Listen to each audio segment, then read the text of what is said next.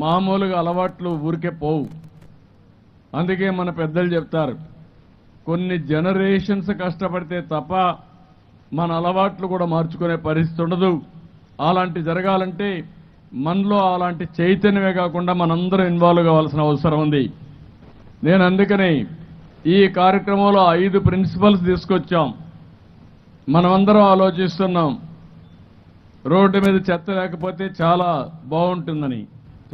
చాలా బాగుంటుంది కూడా. అదే సమయంలో నేను ఇచ్చిన ప్రిన్సిపల్స్ మీరు చూస్తే 5 ప్రిన్సిపల్స్ పెట్టాం. ప్రతి ఒక్క వ్యక్తి ఆలోచించాల్సిన విషయం ఒకటి, మీ మైండ్ ప్యూరిఫికేషన్. మనకుండే సమస్యలన్నిటికీ కారణం మన మైండే. ఎంతటి వాళ్ళైనా సరే ఒకసారి చెడు ఆలోచన రావడం, చెడు పనులు చేయడం, అక్కడి నుంచి జీవితాలను నాశనం చేసుకునే పరిస్థితి వస్తాం. అనునిత్యం మన మైండ్ని మనం కంట్రోల్ చేసుకుని, మన మైండ్ చెప్పినట్టు కాకుండా మైండ్ అనేది మీ కంట్రోల్లో పెట్టుకోవాలి తప్ప మీరు మైండ్ కంట్రోల్ లేకపోతే ఇంక మీరు ఎక్కడికి పోతారో మనకే తెలియని పరిస్థితి ఉంటుంది. అందుకే ప్యూరిఫికేషన్ ఆఫ్ మైండ్. కొంతమందికి హత్యలు చేయడం అలవాటు, అదే చేస్తానే ఉంటారు వాళ్ళకి ఎన్ని చెప్పినా కూడా. ఇలాంటి కొన్ని సమస్యలు ఉన్నాయి. అవి రాకుండా కాపాడుకోవాలంటే స్వచ్ఛ భారత్లో, స్వచ్ఛ ఆంధ్రప్రదేశ్లో మైండ్ కంట్రోల్ చాలా ముఖ్యం. రెండో విషయం మీరు చూస్తే ప్యూరిఫికేషన్ ఆఫ్ యువర్ బాడీ. మీ శరీరాన్ని మీరు ప్యూరిఫికేషన్ చేసుకోవాలి. నిద్ర లేస్తానే ఇష్టానుసారంగా తింటే ఆ నుంచి డయాబెటీస్ వస్తుంది. ఎప్పుడన్నా ప్రాబ్లం వస్తే కాలు తీసేయాల్సి వస్తుంది. అక్కడి నుంచి అనేక సమస్యలకు, ఆరోగ్య సమస్యలకు కారణం అవుతుంది. మీ బాడీని మీరు కంట్రోల్ చేసుకుంటే తద్వారా సమాజానికి మీరు మేలు చేసిన వాళ్ళు అవుతారు. అది కూడా మనం ఆలోచించుకోవాల్సిన అవసరం ఉంది. మూడోది, మీ ఇల్లు చక్కదిద్దుకుని బయటికి పోతే బయట చక్కదిద్దడం చాలా సులభం అవుతుంది. అందుకని ఈ ఇల్లు పరిశుభ్రంగా పెట్టుకోవాలి. ఇంట్లో వాళ్ళని మోటివేట్ చేయాలి. సమిష్టిగా అందరం కలిసి పనిచేయాలి. ఆ ఇల్లు బాగు చేసుకున్నప్పుడు ప్రపంచాన్ని జయించడం కూడా ఈజీ అని చెప్పి కూడా నేను మీకు తెలియజేస్తున్నా. నాలుగోది, మీరందరూ ఆలోచించాల్సింది మీ పరిసరాలు, మీరుండే ప్రాంతం. ముందు మీరు మీ మైండ్ కంట్రోల్ చేసుకోవాలి, మీ శరీరాన్ని కంట్రోల్ చేసుకోవాలి, మీ ఇంటిని ప్యూరిఫై చేయాలి. ఆ తర్వాత మీ పరిసరాల్లో ఆహ్లాదకరమైన వాతావరణానికి చెత్త లేకుండా, అదే మరిగా మరుగుదొడ్లు లేకుండా, లేకుంటే మురికి కాలువలు రోడ్డు మీదకి రాకుండా చేసుకోవాల్సిన అవసరం ఉంది. ఐదోది, మీరు పనిచేసే ప్రదేశం. తెల్లవారితో 10 గంటలకు వెళ్తారు, సాయంత్రం 6, 7 వరకు పనిచేస్తారు. అక్కడ కూడా దుమ్ములో కూర్చుంటారు.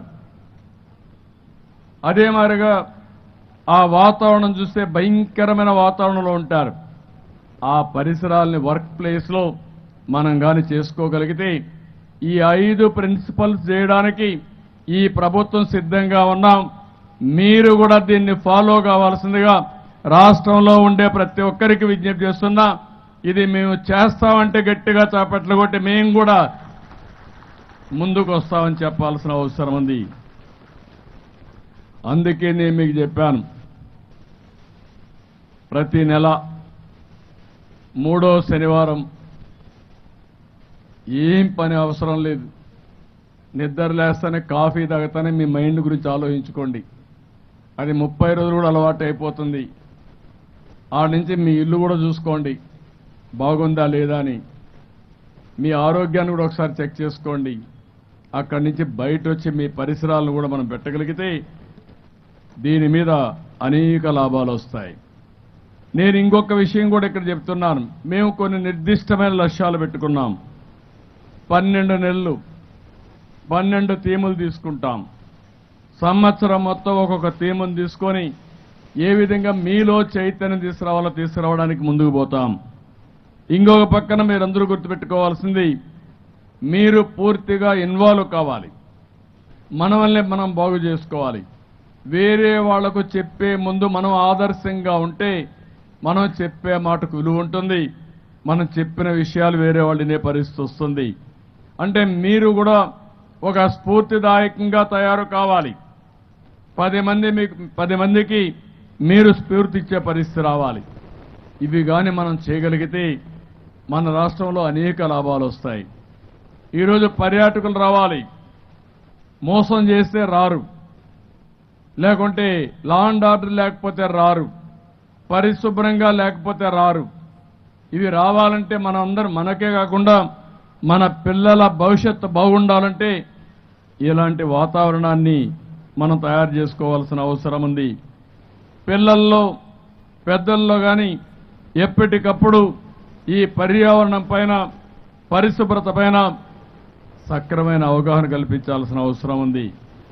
రాష్ట్ర ప్రభుత్వం అయితే 100% వేస్ట్ కలెక్షన్ చేస్తాం. ఈరోజు మీరు ఇక్కడ కూడా ఒక విషయం గుర్తుపెట్టుకోవాలి. వేస్ట్ ఏదైతే ఉందో అందులో కూడా పొడి చెత్త ఉంది, ఇంకొక పక్క చేమ చెత్త ఉంది, ఏదో తడి చెత్త ఉంది. ఈ రెండు కూడా సెగ్రిగేట్ చేస్తారు కొన్ని దేశాలు. ఎక్కడికక్కడ అన్ని కూడా సెగ్రిగేట్ చేసి ఆ సెగ్రిగేషన్లో కానీ అప్పచెప్తే చాలా వరకు ప్రాసెస్ ఈజీ అయ్యే పరిస్థితి వస్తుంది. దీనికి స్పష్టమైన కార్యక్రమం RFID పెడుతున్నాం, అవసరమైతే QR కోడ్ పెడతాం. ప్రతి ఒక్క ఇంటి దగ్గర చెత్త కలెక్ట్ చేశారా లేదని 100% మానిటర్ చేసే మెకానిజానికి శ్రీకారం చుడతామని చెప్పి కూడా మీకు తెలియజేస్తున్నా. ఇది అయిన తర్వాత మీరు చూస్తే ఎక్కడికక్కడ సెగ్రిగేషన్ చేస్తాం. పొడి చెత్త, తడి చెత్త, ప్లాస్టిక్, లేకుంటే సీసం, లేకుంటే ఇప్పుడే నేను చూశాను దగ్గర అనేక రకాలుగా ముందుకు పోయారు. ఇక్కడ ఒక విషయం మీరు గుర్తుపెట్టుకోవాలి. ఇటీవల కాలంలో నేను రిపోర్ట్ ఇచ్చినప్పుడే ఇచ్చాను. వేస్ట్ ఎనర్జీకి పోయాం. చెత్త నుంచి కరెంటు తీయడం, కరెంటు తయారు చేయడం. అదే మరిగా తడి ఇది ఉంటే అక్కడి నుంచి లిక్విడ్ వేస్ట్ నుంచి బయోఫ్యూయల్కి వెళ్ళాం. అదే మరిగా ఇప్పుడైతే ఒక టెక్నాలజీ IIT తిరుపతి తయారు చేశారు. దగ్గర రబ్బర్ కానీ అన్ని కూడా తయారు చేసి, ఇవన్నీ తయారు చేసి రోడ్లు వేయడానికి, వేస్ట్లో వచ్చేదంతా కూడా తయారు చేసి తగిన మోతాదులో దాన్ని మిక్స్ చేసి బ్రహ్మాండంగా రోడ్లు వేస్తే 40% ఖర్చు తగ్గుతుందని చెప్పి వాళ్ళు చెప్పే పరిస్థితికి వచ్చారు.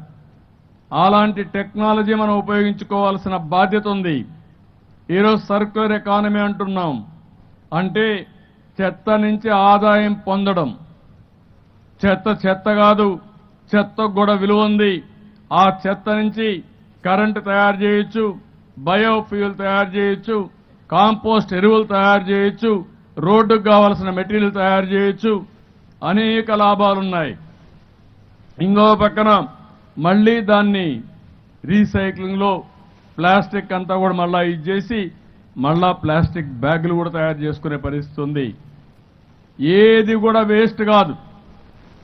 వేస్ట్ అనుకుంటే మనం వేస్ట్ అయిపోతాం, అంటే మన ఆరోగ్యాలు పోతాయి. దీన్ని కరెక్ట్గా చేయగలిగితే ఏదైనా సరే మనకు మెరుగైన ఫలితాలు వస్తాయి. ఇది నాకు నచ్చిన పని. మనసు పెట్టి పనిచేస్తా. రాష్ట్రంలో ఉండే 5 కోట్ల మంది కూడా ముందుకొస్తే మనం అనుకున్నది జయప్రదం అవుతుందని చెప్పి మరొక్కసారి మీ అందరికీ విజ్ఞప్తి చేస్తున్నాను.